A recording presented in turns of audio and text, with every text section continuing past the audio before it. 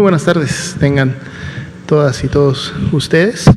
Un saludo también a todas las personas que están empezando a sintonizar esta transmisión a través de los diferentes medios de comunicación, además aquí representados, y otros medios que se distribuyen a través de las diferentes redes sociales. Estamos en la conferencia de prensa para efectos del comportamiento y lo que ha ocurrido en el marco de la pandemia de COVID-19 y obviamente de la epidemia que está ocurriendo en nuestro país. Como todas las noches estaremos actualizando la información estadística, así como también el avance que se ha tenido en relación a la estrategia nacional de vacunación. Vamos entonces a iniciar con el primer componente. Nos vamos a ir de este lado. Si nos comparten la primera diapositiva. Muchas gracias. Muy bien. Como ya lo mencionaba el día de ayer la doctora Gabriela Nucamendi, directora de Vigilancia Epidemiológica de Enfermedades No Transmisibles en la Dirección General de Epidemiología, pues bueno, estamos ya viendo la información de la semana 13 y vemos que hay nuevamente un descenso. Para efectos de la carga acumulada, es decir, desde que inició la epidemia el año pasado, se han contabilizado 2.473.194 personas que se consideran casos estimados en relación a la notificación que se ha realizado por parte de las 32 entidades federativas en el SISBER, que es el Sistema Oficial Informático de Vigilancia de la Enfermedad Respiratoria, dentro de los cuales se encuentra obviamente el virus SARS-CoV-2 y la enfermedad que produce, que es la COVID-19. Como podemos ver, y lo hemos estado recalcando ya varias semanas, desde que inició este 2021 empezamos a evidenciar un descenso en la carga de enfermedad, es decir, en este número de personas que semana con semana van iniciando con signos y síntomas de enfermedad y que posteriormente a una evaluación médica pues se confirma o se clasifica como confirmada para efectos de la COVID-19. La diferencia entre las dos últimas semanas graficadas, que sería la 12 y ahora ya la 13, es de un menos 16%. Es una reducción todavía importante, a lo mejor no abre con un menos 24, menos 22 como en semanas previas, pero todavía un menos 16 obviamente habla de que esta tendencia descendente que vemos ya por 11 semanas, pues bueno, se mantiene.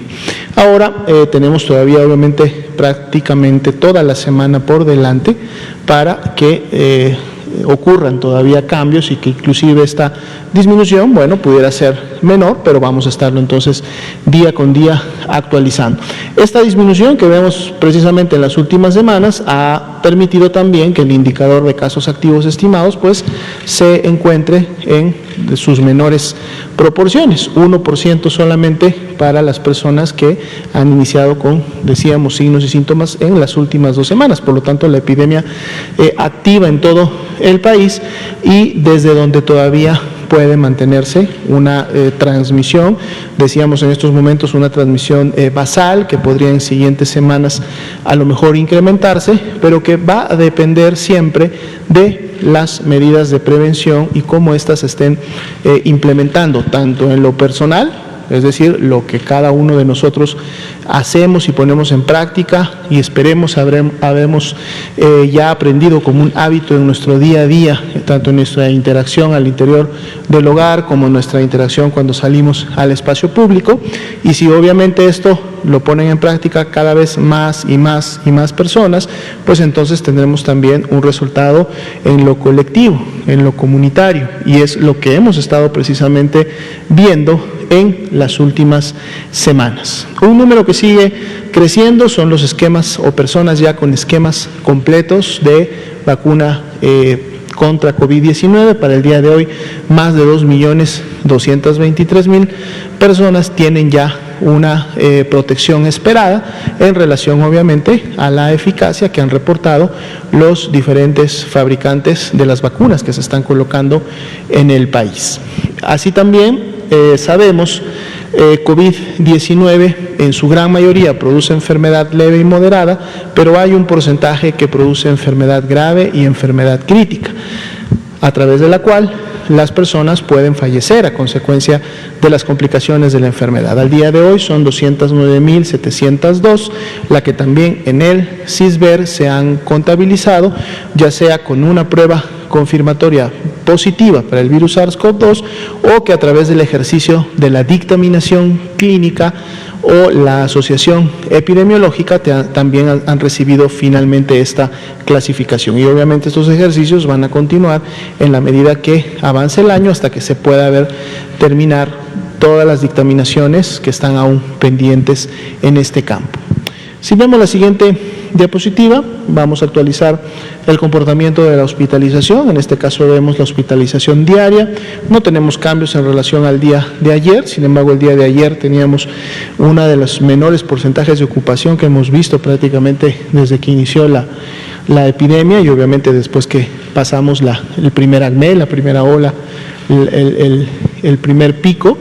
17% continúa en esa proporción y continúa también obviamente la tendencia descendente que de manera importante vemos en los últimos meses o al menos durante el primer trimestre ya de este año. Si vemos la siguiente diapositiva, tampoco sin cambios lo que se refiere a la ocupación de camas generales. Tenemos a Puebla solamente entre un 30 y un 49% de ocupación y de hecho está el valor más pegado al 30% que al 49%. Y bueno, pues la gran mayoría de entidades federativas, 31 de ellas, tienen menos del 30% de ocupación, lo cual nos deja 25.627 camas disponibles a nivel nacional y por eso mismo vemos como también la ocupación nacional, que no ha variado del día de ayer, también es una de las más bajas que hemos visto para este tipo de camas. Solamente el 16% como media nacional en todo el país son camas que están ocupadas por personas que obviamente las requieren. Si vemos la siguiente diapositiva, donde enfocamos normalmente a las camas con ventilador, aquí continuamos con solamente 3 entidades entre el rango de 30 y 49, ninguna tiene más de la mitad de sus camas ocupadas. Este número para este rango hemos visto también cómo ha ido disminuyendo de 6, 5, 4, ahora está en 3 y bueno, de alguna manera todavía se mantiene. Vamos a ver obviamente qué pasa en siguientes días, pero por lo tanto las camas que son destinadas a los pacientes más críticos, aquellos que tienen la enfermedad más grave y que presentan las mayores complicaciones, pues vemos también que la ocupación es baja, 19% a nivel nacional, dejándonos 8.297 camas disponibles en este rubro, ¿no? Y tanto la información de la diapositiva anterior como la de esta, pues obviamente también es congruente con esta disminución que tenemos ya por 11 semanas consecutivas, en donde, dado que no hay transmisión importante de la enfermedad, hay evidencia de control epidémico en la mayoría de las entidades, pues entonces tampoco hay casos graves que se producen de la enfermedad y por lo tanto vemos estos niveles de ocupación. Vamos a entrar ahora al componente de la Estrategia Nacional de Vacunación y actualizar también cómo nos ha ido en últimos días. Para el corte de hoy a las 4 de la tarde nos reportan 277.537 dosis aplicadas. Estamos abriendo la semana pues prácticamente con una buena cantidad de dosis, sobre todo si recordamos que para el cierre de la noche de seguro esta cifra para el día de hoy va a incrementarse y por lo mismo va a colocarse entre los días en los que más vacunas se han aplicado desde que inició la estrategia. Y así podemos ver cómo en últimas semanas es donde hemos tenido precisamente los principales picos o los principales logros para un día de vacunación, sabiendo que esto obviamente responde también a la existencia de vacunas, es decir, la posibilidad de tener suficiente cantidad de vacuna, no solamente para distribuirse a nivel nacional, sino que en cada uno de los municipios a los que llega se pueda avanzar rápidamente con la aplicación y entonces esto permita que la estrategia continúe activa y continúe también presentando esta tendencia ascendente que hemos visto. En la medida que las vacunas sigan llegando, que los embarques sigan cumpliendo lo programado, pues podremos obviamente mantener este ritmo, terminar ya lo antes posible con las primeras dosis a la población de adultos mayores de 60 años y más, e inclusive iniciar ya con las segundas, como vamos a ver en siguientes diapositivas. La que sigue es nuestra curva de dosis aplicadas acumuladas. Vemos como desde que inició prácticamente a la segunda semana de marzo a tener un incremento importante y una diagonal bastante ascendente, pues no ha parado, es decir, se mantiene con esa tendencia, y esperamos que lo que se vaya a realizar esta semana de seguro va a ayudar a que esta tendencia continúe. Ya nos estamos acercando a los 12 millones de vacunas aplicadas. De seguro vamos a estar más cerca cuando tengamos los datos del corte final del día de hoy, pero para las 4 de la tarde llevábamos 11.703.164 dosis de vacuna aplicada, recordando que aquí estamos sumando el total de dosis, es decir, tanto las primeras como en su momento ya las segundas dosis que se están aplicando. Si vemos la siguiente diapositiva, aquí tenemos los 3 grupos que hasta el momento ha avanzado la Estrategia Nacional de Vacunación. Estamos presentando la información ya del total de personas vacunadas para cada uno de los grupos, pero a su vez también lo subdividimos en, obviamente, esquemas ya completos o medios esquemas, es decir, las personas que estarían esperando la segunda dosis en el caso de que la vacuna aplique, recordando que en México, de las 5 vacunas que estamos usando, la de CanSino basta con una sola dosis, es una vacuna de una sola dosis, por lo tanto, una vez aplicada, a la tercera semana podemos ya esperar la eficacia que en su momento se ha reportado.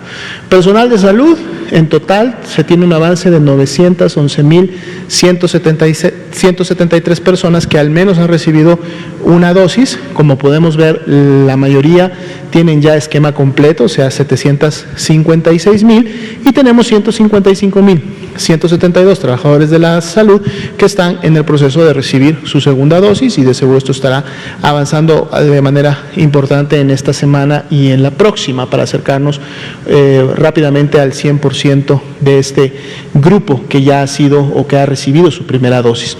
El personal educativo, como ustedes saben, en este momento todavía la intervención se mantiene o se dio en el estado de Campeche ante la posibilidad de poder regresar precisamente a las clases presenciales. 22.934 personas trabajadoras de la salud, de las cuales 17.627 ya tienen esquemas completos, y también en siguientes días estará incrementándose este número de esquemas completos. Y bueno, la estrategia que en este momento tiene la mayor cobertura, el mayor enfoque y sobre la que se está trabajando de manera importante día con día, las personas adultas mayores de 60 años y más.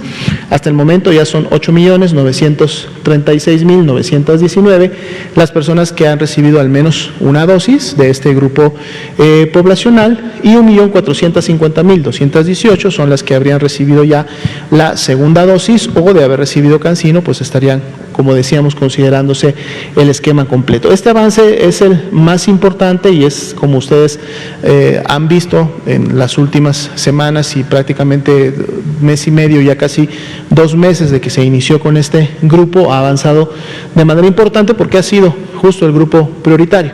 Recordemos que el objetivo principal de la Política Nacional de Vacunación contra el virus SARS-CoV-2 para prevenir la COVID-19 es precisamente abatir, disminuir, controlar la mortalidad, ¿no? Tanto la letalidad como la mortalidad. Y para poder entonces hacer esto de una manera eficiente y oportuna, es decir, lo más rápido posible, es precisamente abordar de esa misma manera a los adultos mayores de 60 años y más, porque además, una vez que se cumpla o se atienda a este grupo y se cubra a este grupo, entonces se podrá además continuar con el grupo de 50 a 59, en donde sería el siguiente nivel para efectos de rangos de edad, donde se seguiría concentrando precisamente la mortalidad y la letalidad. Pero al abordar a este primer grupo estamos avanzando de una manera sumamente importante, más alrededor del 65% de la mortalidad que se ha producido en la epidemia en México ha estado concentrada precisamente en este grupo. Si vemos la siguiente diapositiva, Tenemos el informe de los eventos supuestamente asociados a vacunación e inmunización.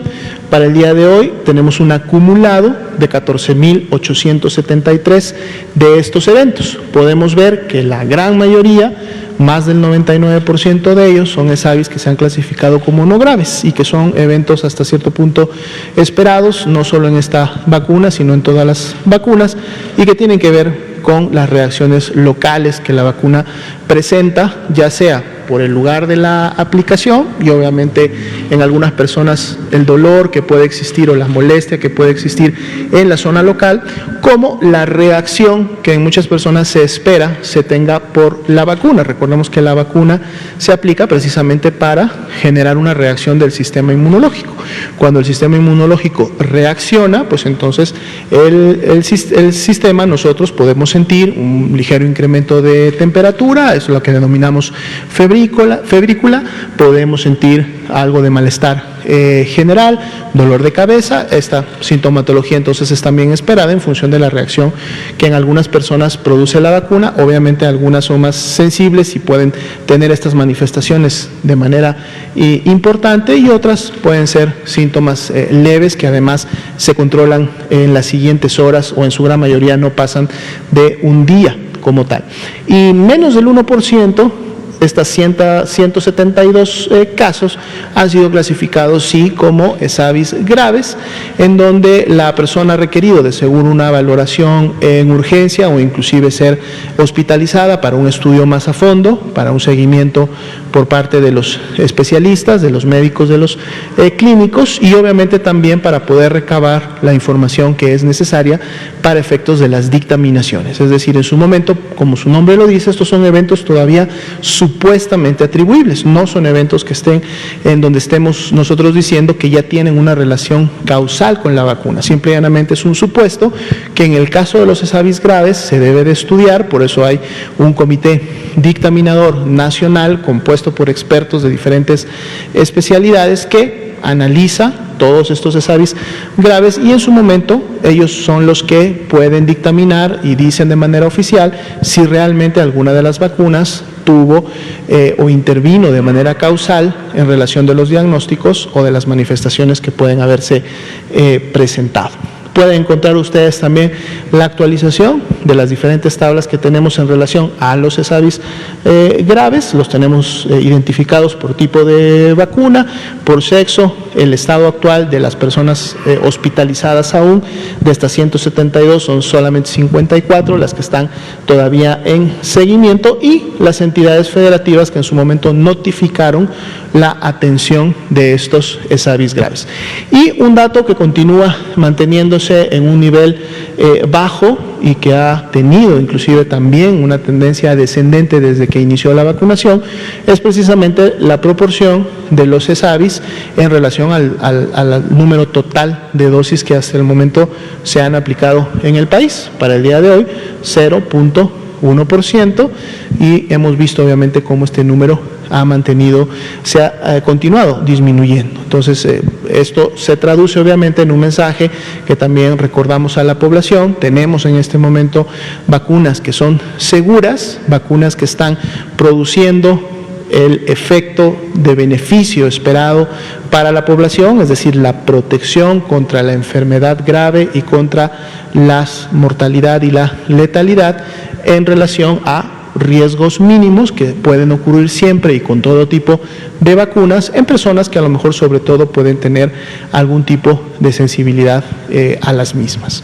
Si vemos la siguiente diapositiva, tenemos el arribo del día de hoy, 12 de abril, llegó vacuna Pfizer-BioNTech, 487.500 dosis, y se tienen programadas toda una serie de arribos o liberaciones que se tendrán durante esta semana. Y es a esto a lo que nos referimos precisamente, en el sentido de que mientras tengamos abasto de vacuna y que este abasto sea continuo, que este abasto continúe llegando al país tal como se ha programado y convenido, pues obviamente vamos a poder continuar distribuyendo y aplicando la vacuna como hasta el momento se ha llevado a cabo. Y esto va a continuar, hay una programación ya definida y expectante para esta semana, lo cual nos va a poder permitir avanzar de manera importante. Y si vemos la siguiente y última diapositiva para este esquema, pues bueno, actualizamos también la totalidad de las dosis que hasta el momento se han recibido, incluidas ya las que acabamos de presentar, que llegaron hoy en la mañana, y son 16.900.850, pues precisamente las dosis que han llegado ya a México. Pueden encontrar ustedes los números para cada una de las 5 tipos y marcas de vacunas que en México estamos aplicando. Y obviamente esto lo vamos a estar actualizando cada vez que continúen y sigan llegando dotaciones y embarques de vacuna al país. Muy bien, hasta aquí sería el punto de la actualización de la información que día con día les presentamos, y entonces procederíamos ahora a responder preguntas de la prensa. Por favor, empezamos de este lado, saltamos de este lado, regresamos para acá. Sí, buenas tardes, doctor Aromía. Juan Carlos Machorro, de la AM de Querétaro. Doctor, hoy el Sindicato de Maestros dijo que ven totalmente inviable regresar en semáforo amarillo como algunos gobernadores o la jefa de gobierno está planteando. Desde este punto de vista, ustedes como autoridad sanitaria, ¿cómo aprecian la postura de los maestros que hablan que mientras no tengan sus 2 dosis de vacunas y todo esté seguro en semáforo verde, se regresaría a clases? Y una segunda pregunta, si me permite, igual en el tono educativo y salud. Sabemos que cualquier plantel escolar es un ecosistema que tiene a su alrededor papelerías, café, internet, gente que se pone a vender afuera, llamémosle utensilios escolares, alimentos, etcétera. Muchas personas que no son profesores, no son administrativos y que van a estar en contacto directo con grupos de estudiantes, con los padres y madres de familia que van por sus niños a la hora de la salida. Hablamos que es un mundo de gente en todo plantel escolar en este país que tiene contacto en la entrada y salida de los alumnos. ¿Se está planeando algo? ¿Se va a supervisar o ver en la manera de que no haya amontonamiento en entrada y salida? Porque no solo sería la cuestión de los maestros vacunados y evitar que sean un foco de infección, ahora sí que cuando entran y salgan los alumnos. Gracias. Claro, con mucho gusto. Muchas gracias por la pregunta, porque de seguro es interés para toda la población, dado más que ahora, en muchos estados o en algunos lados donde no hayan tenido consejo técnico, creo que ya regresaron nuevamente a las clases virtuales. Si no, lo estarán haciendo el día de mañana. Son 2 semanas de periodo vacacional de Semana Santa que pues los adolescentes, jóvenes, niños no tuvieron que conectarse a sus clases virtuales, pero esto precisamente nos lleva a recapitular y obviamente comunicar a la población en general que sí es importante poder enmarcar, visualizar y preparar el camino para el regreso a clases presenciales. ¿En qué momento sucederá esto? Bueno, va a depender de una serie de condiciones y de medidas de seguridad que se están precisamente trabajando con la Secretaría de Educación. Se han tenido toda una serie de reuniones, obviamente las más recientes enfocadas a este tema, pero durante todo el año pasado también, entre la Secretaría de Salud y la Secretaría de Educación, para poder definir de manera conjunta y con base técnica los diferentes protocolos, lineamientos, guías, manuales que van a permitir en su momento poder llevar a cabo este regreso presencial a clases de la manera más segura. Una de las principales premisas con las que se había iniciado siempre este tema es que para poder hacerlo se requería que la entidad federativa estuviera en los niveles más bajos de riesgo. Cuando hablamos de los niveles más bajos de riesgo, como es en este caso el verde específicamente, bueno, estamos hablando precisamente que la transmisión comunitaria y por lo tanto la circulación del virus SARS-CoV-2 es baja, y entonces obviamente ese es un primer nivel y disminución del riesgo que es importante para poder plantear reactivación de actividades sociales y en este caso en espacios públicos, sin olvidar obviamente las escuelas privadas, que también esos espacios se dan para efectos de este tipo de actividades como sería el regreso el regreso a clases.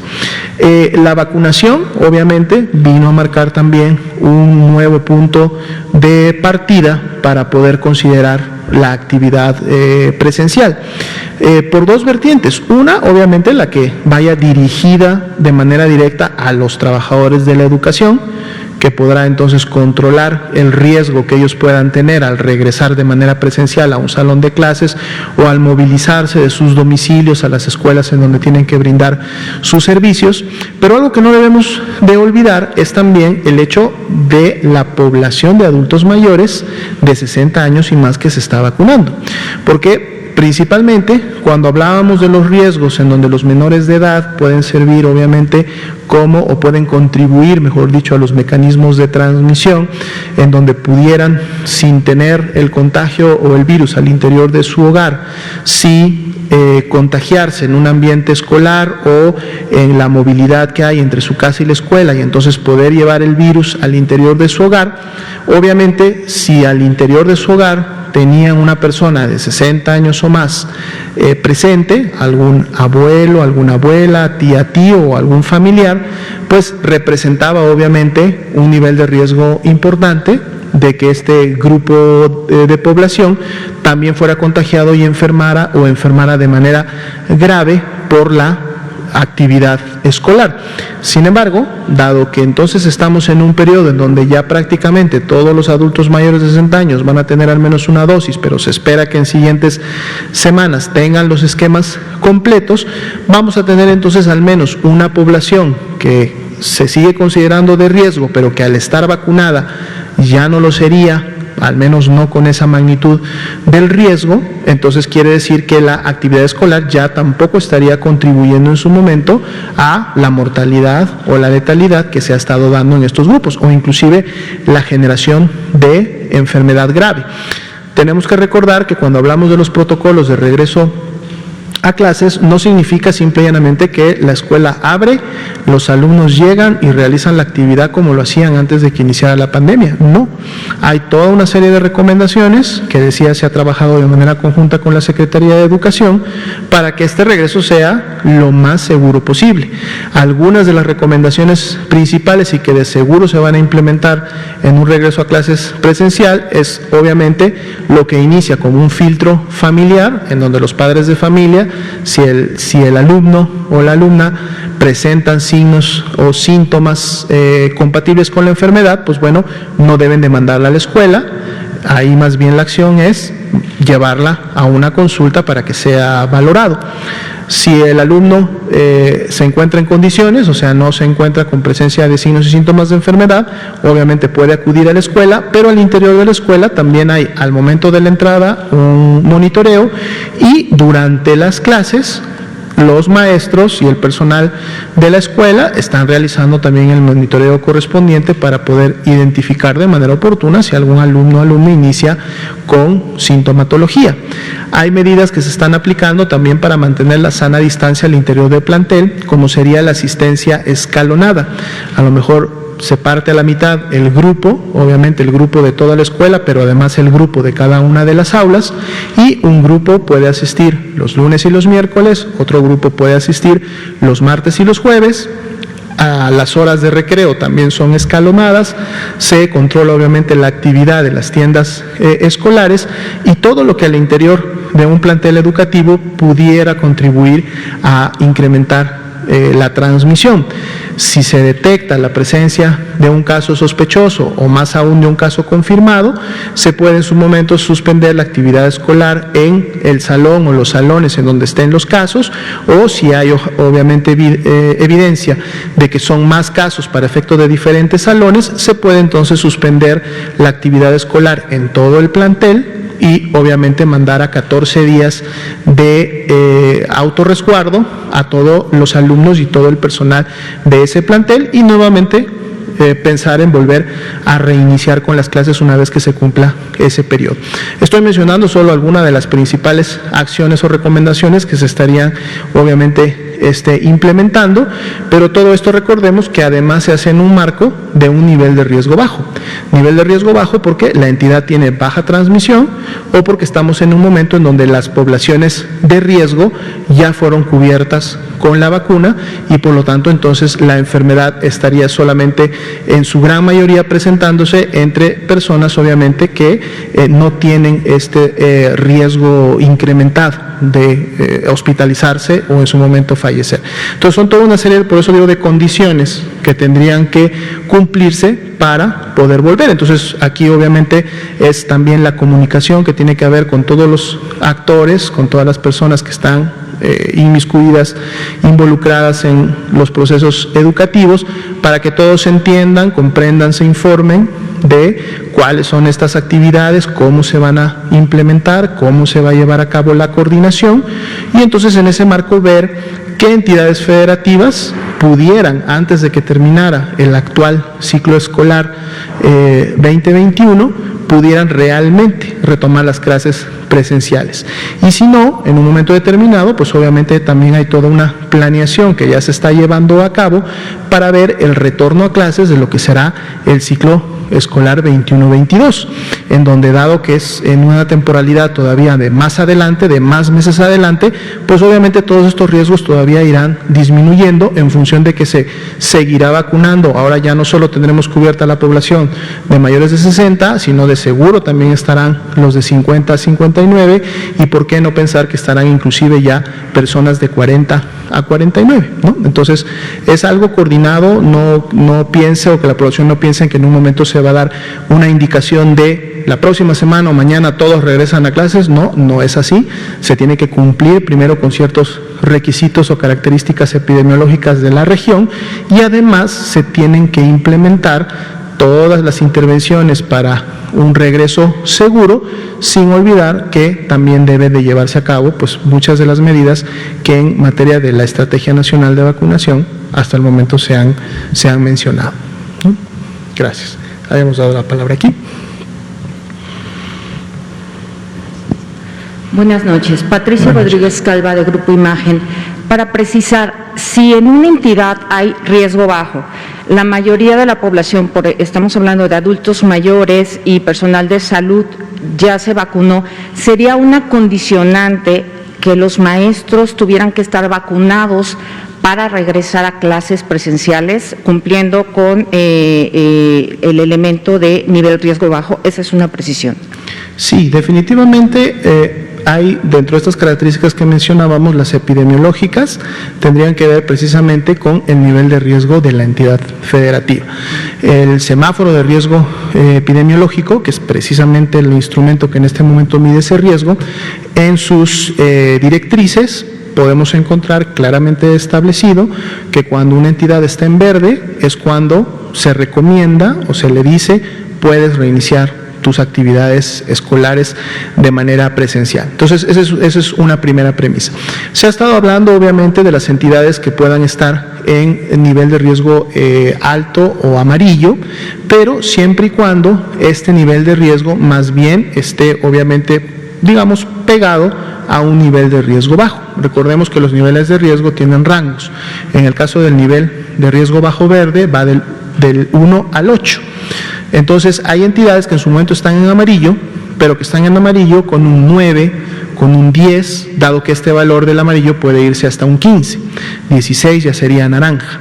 Entonces cuando tienen un amarillo en un nivel bajo que está cercano al nivel de riesgo bajo verde, pues obviamente son entidades en donde en función de la tendencia, sobre todo cuando estas hayan tenido una reducción importante y hayan mantenido estos niveles en las últimas semanas, puede irse trabajando. No necesariamente quiere decir que, como decía ahorita, ya la próxima semana abren, no, pero se puede ir trabajando en la expectativa de que muy probablemente, si la tendencia se mantiene, en siguientes semanas puedan llegar al nivel más bajo de riesgo, que es el verde. Eso en el marco epidemiológico.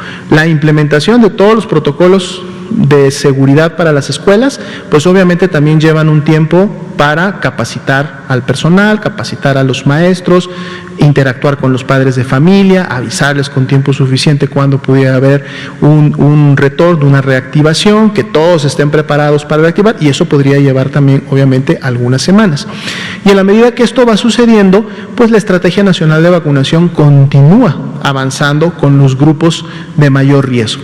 Entonces, las entidades que en su momento estén listas para poder regresar en base a su perfil, a su panorama epidemiológico de riesgo mínimo, pues obviamente pueden tratar de acelerar la vacunación, en este caso de sus grupos más vulnerables. Ya se ha dicho que en base al ejercicio y a las recomendaciones que ha emitido el GETAP, la idea es acabar lo antes posible con los grupos de mayor edad. No tanto focalizarse en los grupos en su momento el grupo laboral al que pertenecen o la actividad u ocupación que realizan, sino más bien si se encuentran en estos grupos vulnerables. Entonces, a la medida que se acabe con los mayores de 60 y más y podamos empezar ya con los de 50 a 59, de seguro se estará abordando también maestros en estos grupos. Y en la medida que más entidades, así como la de Campeche en su momento, mantengan un nivel de riesgo bajo, podrá evaluarse la posibilidad de vacunar a todo el grupo de maestros en esa entidad, como se hizo en su momento en Campeche. Pero en este momento, la prioridad con la vacuna que se tiene y con la que está llegando es rápidamente cubrir a la población de 60 años y más. En otro tema, este fin de semana el Centro de Control de Enfermedades de China circuló una versión en torno a una revisión de la efectividad de la vacuna Sinovac. Después parece que hubo polémica porque hicieron un nuevo pronunciamiento diciendo que esta vacuna sí tenía la efectividad que se había dicho desde un principio. ¿Cuál es la información actualizada que tiene el Gobierno de México al respecto? Y si por favor nos aprovecha para decirnos cuál es el nivel o el porcentaje de efectividad de Sinovac, de Pfizer-BioNTech, de AstraZeneca, de CanSino y de Sputnik V, con la información actualizada que tiene el gobierno. Gracias. Claro, con mucho gusto. De hecho, la información se encuentra publicada desde el momento en que las vacunas se liberaron para su aplicación. Las pueden encontrar ustedes en la página de coronavirus.gov.mx, específicamente en el link que conecta al sitio de la vacuna. En este caso, dado que la pregunta se enfoca más a la vacuna de Sinovac, precisamente abriendo el documento que está disponible para todos en la página, hay una serie de ensayos que se realizaron, por ejemplo, de fase 3 en Turquía, en donde después de la segunda dosis se encontró una eficacia del 91.25, con un intervalo de confianza que va desde del 99%, que va del 58.21 al 98.17. Se tiene otro ensayo fase 3 que se llevó a cabo en Indonesia, en donde esta vacuna reportó una eficacia del 65.3. Ahora, ¿qué es importante mencionar no solamente de esta vacuna, sino prácticamente de todas las vacunas? Más allá de la eficacia que la vacuna tiene para evitar que la persona enferme, es decir, desarrolle signos y síntomas, aquí lo más importante todavía o lo más relevante es la eficacia que la vacuna tiene para prevenir la enfermedad grave. Y cuando hablamos de enfermedad grave, pues prácticamente todas las vacunas, y esto lo podemos ver también para efectos específicos de Sinovac, después de la segunda inyección, hay eficacias arriba del 95%, cercanas, de hecho prácticamente al 100%, 99.74, 99.23, y lo vemos reflejado también en las otras vacunas, donde ha reportado eficacias del 99 y 100% para prevenir la enfermedad grave, ¿sí? Recordemos que una persona, cuando enferma de COVID-19, independientemente, o mejor dicho, sin estar vacunada, el 80% de ella, al menos eso ha sucedido a nivel mundial, desarrolla una enfermedad leve y en pocos de ellos una enfermedad moderada. Una enfermedad leve, para fines prácticos, es pues una gripa, un catarro que puede producir la enfermedad. La persona tiene los signos y síntomas de una gripa o un catarro durante 4 o 5 días, normalmente para el 7º día está recuperándose. Eso es en la gran mayoría de las personas. Si nosotros colocamos una vacuna que en más del 95, entre el 95 y el 100% de las personas van a evitar la enfermedad grave, Entonces estamos hablando de que sí, uno pudiera en su momento todavía presentar algún signo y síntoma, como estornudos, como tos, como un poco de dolor de cabeza, malestar general, a lo mejor presencia de mucosidades, como lo haría una gripa leve, pero la vacuna estaría protegiendo para que no desarrollara enfermedad grave. Y no desarrollar enfermedad grave significa entonces que esa persona ya no llegaría a ser una persona hospitalizada, ya sea en un segundo o tercer nivel de atención, es decir, en una cama IRA general o una cama IRA con ventilador, y obviamente al no ser un caso grave, pues sería una persona que ya no fallecería a consecuencia de la enfermedad. Y ese es realmente el principal objetivo de la vacuna. Por eso también la Política Nacional de Vacunación tiene como principal estrategia disminuir, controlar la mortalidad de la enfermedad. Entonces, si la vacuna ayuda en la gran mayoría de los casos, reitero, casi el 100% todas, a prevenir enfermedad grave y por lo tanto prevenir el fallecimiento, la muerte, entonces se está cumpliendo con el objetivo también de la estrategia, más allá que pues también otras vacunas van a producir obviamente que la persona ni siquiera tenga o desarrolle ningún síntoma relacionado a la enfermedad. Entonces no se ha comunicado ninguna revisión de la eficacia de esta vacuna, de la información original que dio el gobierno de China. Exacto, se tienen diferentes, digamos, revisiones, que en su momento, recordemos que estos documentos son los que revisa la COFEPRIS, nuestra Comisión Federal de Protección contra Riesgos Sanitarios, y es en base a estos documentos o a esta evidencia, además de las pruebas que ellos hacen, pruebas directas por el personal especializado en la CAYAC y en este caso en la COFEPRIS, los que emiten estos documentos y entonces obviamente liberan el uso de la vacuna para distribución y aplicación. Recordemos, y esto es un tema también importante a comentar, que la misma Organización Mundial de la Salud ha referido que una vacuna que está por encima del 50% de eficacia para efectos poblacionales, es decir, salud pública y efectos comunitarios, es una vacuna que puede y debe de usarse, o sea, es una buena vacuna.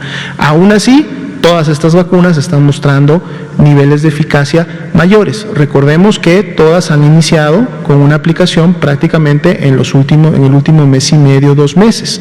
Por lo tanto, los ensayos fase 3 de estas vacunas continúan y van a seguir realizándose en los siguientes meses. En la medida que esto avance, de seguro vamos a tener nuevas actualizaciones, así también como la experiencia que en muchos países en donde las están utilizando van a empezar a publicar en función de lo que se vaya encontrando. Entonces, es una información que además es dinámica, porque en la medida que se va aplicando cada vez más y más y más y más vacuna, pues entonces hay grupos poblacionales más grandes en donde se puede, a través del seguimiento, medir si la vacuna efectivamente está produciendo o evitando, mejor dicho en este caso, la enfermedad grave y por lo tanto la muerte. Y mientras eso se mantenga evidenciado y mientras eso se esté produciendo en el nivel poblacional, pues entonces la vacuna está cumpliendo con su objetivo. ¿Sí? Muy bien. Por favor. Buenas noches. Juan Hernández, del periódico Basta de Grupo Cantón. Bueno, serían como 3 preguntas en una. La primera, estamos ahorita en elecciones, estamos hablando precisamente de cada candidato anda haciendo su lucha precisamente por conseguir el voto precisamente de los ciudadanos. Sin embargo, ahorita quisiera saber si ahorita la Secretaría de Salud, o en este caso ustedes, están manejando algún protocolo precisamente para estas campañas electorales. Y le comento lo siguiente: las benditas redes sociales nos han dado muestra bueno, ahorita les voy a mencionar nada más 2 alcaldías. En este caso es la Venustiano Carranza y de Iztacalco. En el Venustiano Carranza, ahí señalan una doble moral. Primero, por un lado, cancelaron el carnaval del Peñón de los Baños y sin embargo el día domingo digamos dejaron que realizaran un carnaval precisamente a una candidata. Estoy buscando no mencionar ni nombres ni candidatos precisamente para que no se vea una situación lateralizada, pero vaya, aquí en este caso estamos hablando de salud de los mexicanos, pero desgraciadamente aquí estamos hablando en un tiempo de pandemia. Quisiera saber si han manejado esto, si han hablado con los partidos políticos, si han hecho alguna sugerencia precisamente para este periodo electoral, porque definitivamente no están guardando la sana distancia, definitivamente en muchos casos no están llevando los protocolos de sana distancia, aunque digan que utilizan cubrebocas.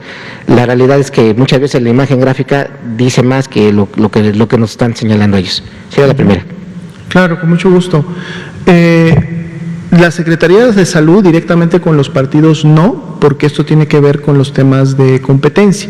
La autoridad electoral, que en este caso el Instituto Nacional Electoral, es quien ha tenido la interacción con la Secretaría de Salud, esto ya desde el año pasado, y obviamente en miras a todos los procesos electorales que se activaron tanto en el año pasado, en algunos pocos estados, como los que se están activando ya de manera pues mucho más importante en casi la mitad de las entidades federativas.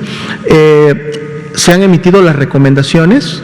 No son recomendaciones, digamos, que sean diferentes o muy aparte de lo que ya se había estado diciendo en relación al marco general de lo que, por ejemplo, significa la sana distancia. Ustedes en la página pueden encontrar lineamientos que precisamente van enfocados a los espacios públicos abiertos y cerrados, y en donde se pueden encontrar en su momento ejemplos de lo que pudiera a lo mejor suceder, obviamente, en las actividades electorales. O sea, esto no cambia por el hecho de tener un meeting o tener una actividad con una candidata o un candidato en un momento determinado.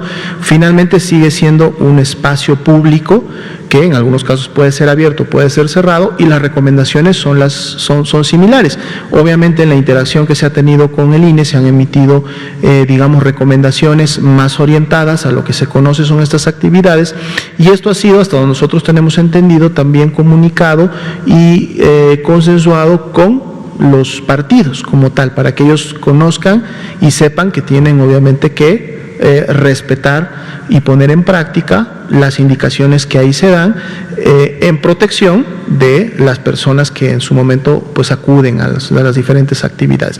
Pero esto está obviamente en manos de la autoridad electoral, y son ellas las que en su momento están llevando a cabo la revisión de todo lo que tiene que ver. Estamos hablando obviamente del marco de la prevención en la salud, pero obviamente ellos están de seguro dando seguimiento a todo lo que tenga que ver con el ámbito de las campañas. Obviamente nosotros desde la Secretaría de Salud seguimos invitando a toda la población, ¿no?, que en su momento ponga mucha atención e implemente medidas preventivas en cada una de sus actividades que realiza, no solamente en el marco electoral, sino más bien en las que además hace todos los días, ya sea en su marco laboral, ya sea en su marco familiar, ya sea cuando tiene que salir por el sustento de la familia a las compras, etcétera.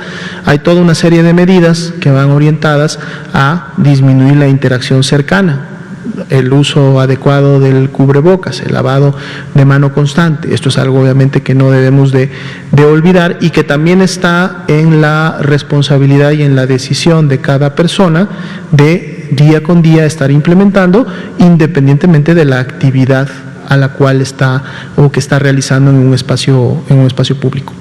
Perfecto. Y bueno, aquí le vale 3 en 1, pero realmente son dudas que llevamos ya prácticamente un año precisamente informando de la pandemia, y todavía sigue habiendo dudas que, bueno, valdría la pena un recordatorio, ¿no?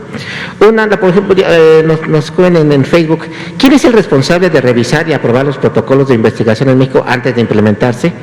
¿Cuántas vacunas adicionales contra COVID están en revisión actualmente con la COFEPRIS y cuándo se espera su aprobación? Y la última, ¿por qué en México no se habla de la vacuna Moderna? ¿Es que no va a llegar? Entonces, todo esto va, las englobé las 3 en una precisamente porque van enfocadas en eso. Entonces, si nos podría regalar una respuesta, gracias. Claro, con mucho gusto. En el tema de los protocolos de investigación que se están haciendo en la población mexicana, ya sea por parte de las farmacéuticas internacionales o en conjunto con empresas, obviamente, que se dedican a esta actividad en el país, esto está regulado también en el marco de la COFEPRIS. Es precisamente la Comisión Federal de Protección contra Riesgos Sanitarios ante la que se presentan estos protocolos, y y ante la evaluación de ellos se emite una autorización como tal para que se pueda llevar a cabo, y entonces por lo tanto también es la autoridad que da el seguimiento o que en su momento puede requerir, solicitar información, o dependiendo de la evidencia, que además esto queda marcado desde un inicio en los protocolos de cuál será la sistematización en la cual estas farmacéuticas o estos consorcios compartan sus resultados, periodicidad, mecanismos, etcétera. Obviamente, si la COFEPRIS detecta que está ocurriendo algo que ponga en riesgo la salud de las personas, puede también a su vez declarar que el protocolo termine o que en su momento ya no se lleve, al menos no en el marco inicial, pero sí identificar claramente qué es la COFEPRIS. Vacunas en revisión, también la COFEPRIS, como ustedes saben, es precisamente nuestra dependencia, nuestro organismo federal que lleva a cabo esta protección, es la protección de la salud de todos los mexicanos, ¿no? Y es precisamente la que en este momento evalúa todas las vacunas, ya sea que lleguen ya en dosis listas para aplicarse, o sea, producidas en producción final para su integración a la estrategia, o ya sea de estas dosis que han llegado a granel, ¿no?, que se están fabricando tanto de la vacuna CanSino como de la vacuna AstraZeneca, las que llevan a cabo las diferentes valoraciones en los diferentes momentos y en los diferentes procesos. Y es la autoridad sanitaria, la COFEPRIS, la que finalmente termina emitiendo el permiso final para que la vacuna, ya sea que venga de fuera o se haya envasado en México, esté lista y pueda llevarse a cabo la aplicación. Entonces sigue siendo en ese marco de la COFEPRIS. La vacuna Moderna, como sabemos, es una vacuna similar a la de Pfizer-BioNTech, me refiero similar en su manera de cómo genera la inmunidad y el tipo de mecanismos que utiliza. Es una vacuna que se ha producido principalmente en Estados Unidos y obviamente no ha habido disponibilidad. Recordemos que en México las vacunas que han llegado y con las que se ha hecho contratos, se ha adquirido, se han pagado por ellas obviamente y han llegado al país, ha sido siempre en un marco de buscar las que están disponibles para efectos. Hay muchas otras vacunas que en su momento están prometiendo disponibilidad y producción, por ejemplo, para después de mediados de año, producción para julio, producción para agosto, inclusive de las que actualmente estamos adquiriendo en el país. Recordemos que la Política Nacional de Vacunación y su estrategia se extiende hasta el primer trimestre del 2022. Entonces, en la medida que vayamos avanzando, mes con mes, se están adquiriendo y se están comprando las vacunas que están listas ya para poder enviarse o que hay disponibilidad. Moderna obviamente ha tenido una gran disponibilidad para Estados Unidos, pero no así para el territorio mexicano. Entonces se ha optado por comprar y traer al país las que sí están disponibles y que pueden entregarse en el menor tiempo posible. Si en su momento empieza a haber disponibilidad y posibilidad de adquisición de Moderna, de seguro también, como todas las demás vacunas, ya se preguntaba en semanas previas la de Johnson & Johnson, de seguro también al existir estas condiciones, México va a considerar su adquisición y su compra. Pero en este momento las que están llegando tienen esa característica, están disponibles, pueden llegar lo antes posible y es precisamente lo que necesitamos y requerimos para poder continuar con la Estrategia Nacional de Vacunación. ¿Cuántas vacunas se están analizando? Tenemos solamente las de AstraZeneca y las de AstraZeneca que se están envasando, aquí en México, y la vacuna en su momento de las siguientes lotes de CanSino para efectos de su liberación. No tenemos conocimiento que exista otra vacuna que se esté analizando por la COFEPRIS en México. ¿Cómo no? Pasamos de este lado ahora, por favor. Gracias, buenas noches, doctor. Tengo varias preguntas. Lo primero es saber cómo va el embarque o la llegada de las vacunas a través de la vía COVAX. Entiendo que en marzo se pretendía que llegaran, entonces quiero saber qué ha sucedido. Lo otro es sobre los censos de trabajadores de la salud. Hablaban de que tenían que ser validados. Quiero saber si ya fueron validados y si han visto alguna diferencia ustedes entre el personal que han vacunado y el personal que está en estos censos. Y por último le quiero preguntar, hablaba usted de un 60 a 90% de efectividad en la vacuna de Sinovac, y le quiero preguntar por qué estas diferencias en estos rangos. Y en la presentación hablan de SAVIs, dicen no reconocidos o no conocidos. Quería saber por qué es esta situación. Gracias. Claro que sí, con mucho gusto. Empezamos con la primera, el mecanismo COVAX. Como ustedes saben, es un mecanismo que implementó la Organización Mundial de la Salud para poder asegurar la dotación de vacunas, pues a través de una distribución que sea mucho más equitativa y que además le permita a los países en vías de desarrollo o países que no tienen los medios económicos para adquirir su vacuna de manera directa, el acceso a la misma. La razón por la que el embarque, digamos, o las dosis pactadas para México en COVAX todavía no han llegado, tiene que ver precisamente, y esto lo ha declarado directamente la misma Organización Mundial de la Salud. De hecho, la semana pasada nos tocó participar de una reunión en el marco de la OPS, que es la Oficina Regional para las Américas, y obviamente de la cual participa México, en el que las mismas casas farmacéuticas no han podido cumplir con las demandas, o en este caso las expectativas de COVAX, ¿no? COVAX pensaba tener ya un número importante de millones de dosis distribuidas para estas fechas, pero esto mismo COVAX no lo ha podido llevar a cabo porque no le han surtido a COVAX como tal. Y esto obviamente también está relacionado con lo que se ha estado comentando de estos convenios que en algunos países se han dado por, digamos, cantidades importantes de vacuna, en donde obviamente, dado que estos tenían una mayor antigüedad o estaban prepagados, pues las farmacéuticas han tenido que cumplir con esos convenios y no se ha podido avanzar. Tanto la OPS como la OMS obviamente están trabajando o continúan impulsando con las farmacéuticas que se sigan cumpliendo los convenios y los contratos para que el mecanismo COVAX pueda semana con semana empezar a cumplir los pronósticos. Estamos nosotros como país en ese marco, es decir, que llegue la vacuna de COVAX no depende tanto de un trámite o algo que México pueda hacer para acelerar el procedimiento. Depende de que COVAX cuente con los inventarios, que cuente con la vacuna y entonces en su momento inmediatamente surtir al país mexicano. México está teniendo relaciones, sesiones permanentes y relaciones con todos los funcionarios, en este caso tanto de OPS y específicamente del marco de COVAX, para efectos de estar al día y saber cómo va. Pero todavía en este momento no podríamos hablar de una fecha en específico, dado toda esta problemática que acabo de comentar en el marco de COVAX. Pero en ese sentido, la OPS sí les ha dicho, o cuál es la razón por la que le da a otros países o cumple con otros países en América y en México no. Bueno, en este caso tiene que ver con lo que justo acabamos de comentar. Recordemos que el mecanismo COVAX está tratando de asegurar el acceso primero a los países que tienen las menores condiciones económicas de poder conseguir su vacuna, o países que en su momento están teniendo obviamente una actividad epidémica importante, están teniendo afectación en la población, pero no cuentan con los medios para poder comprar sus vacunas. Ese ha sido uno de los principales objetivos de COVAX y es lo que COVAX está obviamente tratando de asegurar en el día a día de su operación.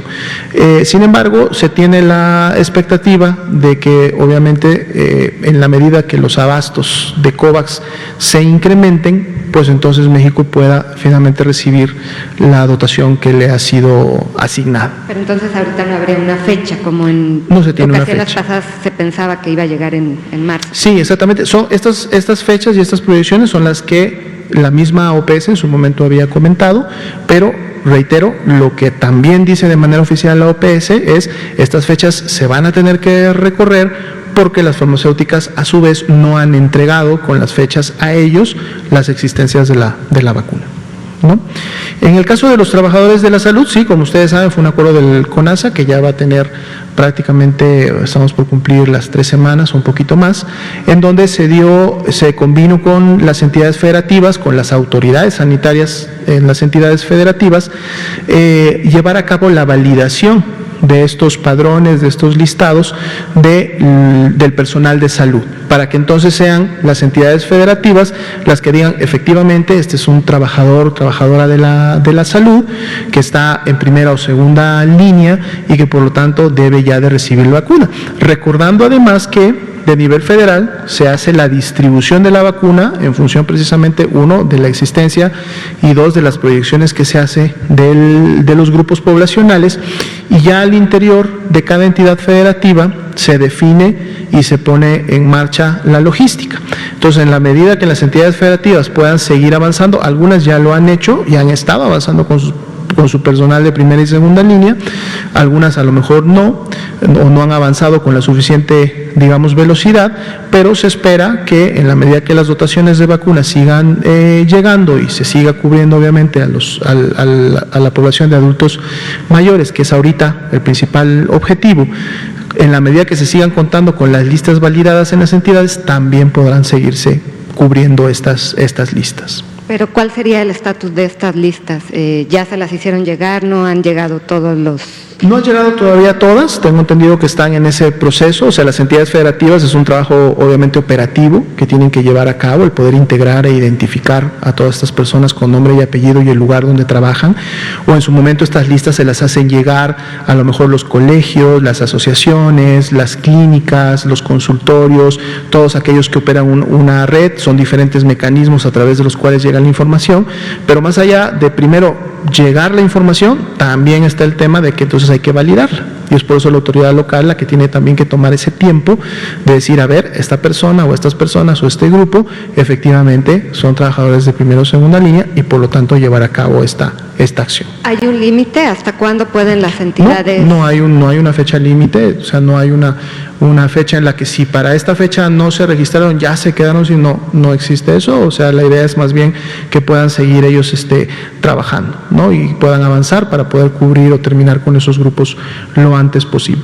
El tema de las eficacias de la vacuna, recordemos que tiene que ver con los modelos a través de los cuales se mide esta eficacia, será obviamente en su momento la que se publica como la que el intervalo de confianza ha definido es la que se produce, pero siempre hay rangos hacia arriba y rangos hacia abajo. Entonces no se da el rango máximo alcanzado, tampoco se da el rango mínimo alcanzado, sino que dentro de ese intervalo de confianza el mismo protocolo, el mismo diseño refiere en su momento cuál sería el porcentaje.